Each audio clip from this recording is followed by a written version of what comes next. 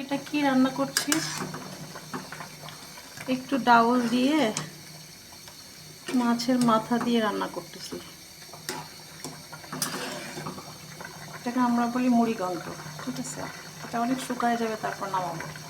কিন্তু ফ্রিজে রাখার জন্য অনেক দিন হয়েছিল, কেমন একটা শুটকি শুটকি গন্ধ আসতেছে, ভালো লাগতেছে না। আল্লাহই জানে মজা হবে কি না।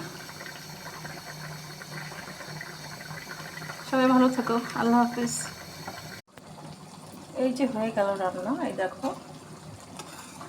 এই যে আমরা মুড়িঘণ্ট করলে এরকমই করি, একটু মাখা মাখা রাখি, অল্প ঝোল দিয়ে।